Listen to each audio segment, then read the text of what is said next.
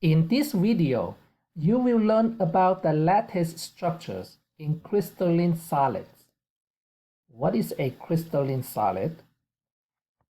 A crystal, it is something that have arranged itself in a very regular way and repeating pattern. If you can look at the diagram up here, you can see that crystalline material, everything is in order. Where the other type is called amorphous material, where there's no order. The biggest difference as for physical property, and that is about the melting point. As for crystalline material, you can find a melting point. For example, if you try to heat up a piece of ice and you just heat it up, it can melt, and this ice will become water just with a certain volume but not the fixed shape. So it can transform from solid to liquid. However, think of a piece of plastic.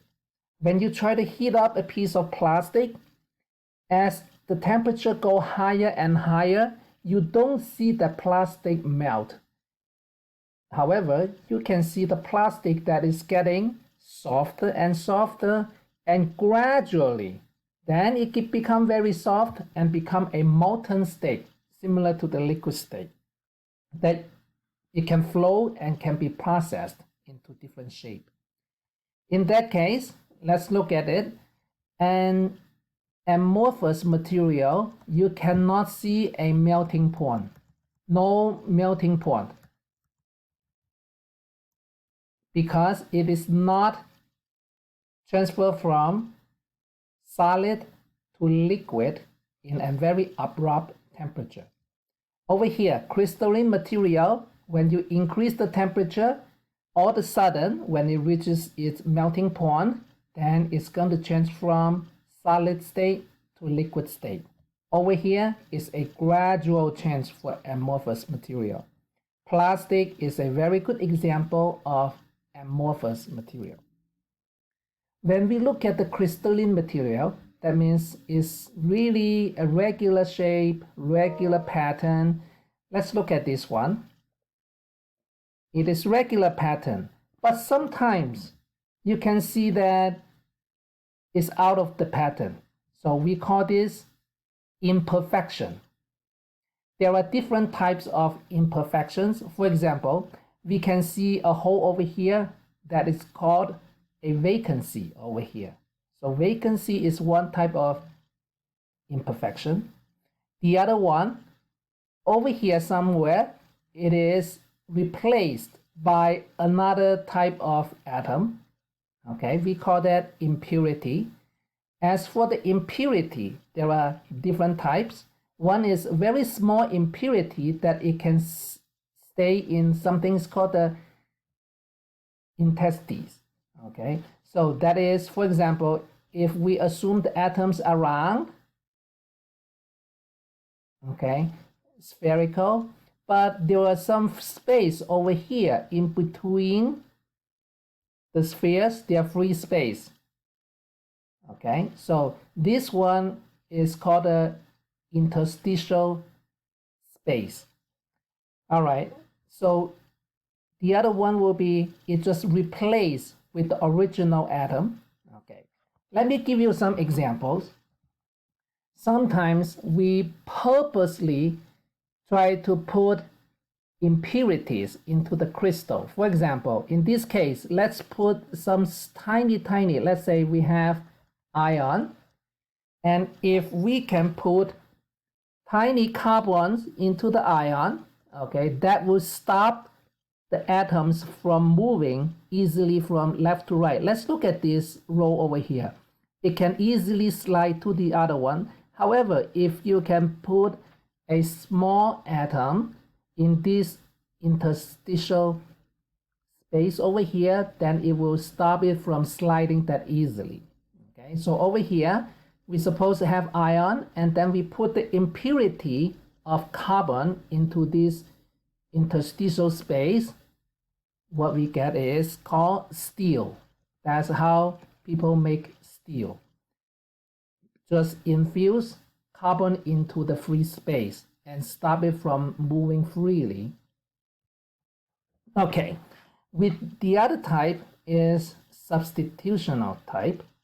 It can either look like this if the size is similar. Sometimes you're putting something bigger than the original size. Well, this one is exaggerating, but it's a little bit bigger. That's how people make stainless steel, by doping either a chromium or nickel in it. Then it will have a lower potential energy, and therefore it will be more difficult to get rust. Okay. Next, how do we know the structure of this? How do we know how it's arranged? There are only 14 ways of arranging the atoms. Well, 14, there are many. Let's talk about, just look at 2 of them to demonstrate. For example, the atoms, if they are spherical, when we look from the top, it can arrange this way.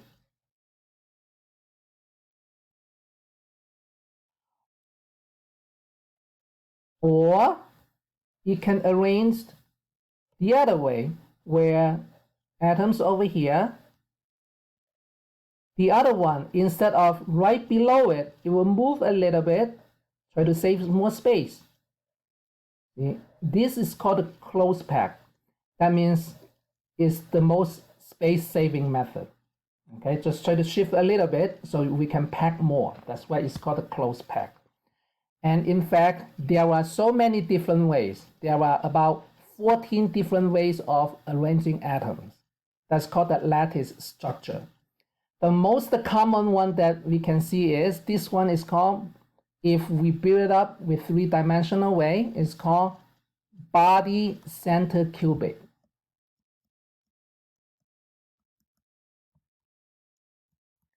And this one of it, you can call face center cubic.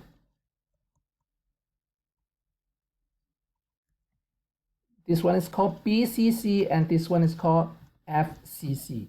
So how do we experimentally know what kind of structure, what kind of lattice structure it is, whether it is BCC or FCC, or the other 12 different structures? There is a way, it's called X-ray diffraction. So here is the material, the crystalline material over here, and there is an X-ray beam passed through it, and if it's a crystalline, then it's going to have different pattern of dots, of the X-ray dots. These dots are caused by the interference of X-rays inside the crystal. By fitting the data, one can actually tell what type of structure it is, whether it's FCC or BCC.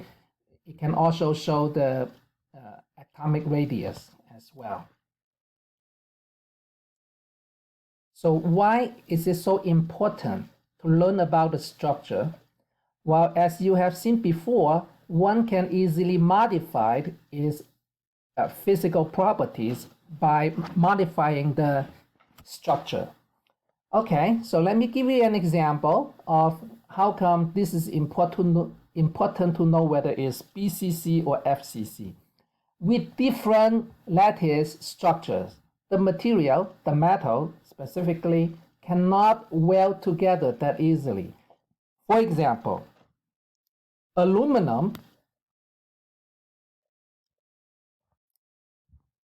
Al, aluminum, it is face center cubic.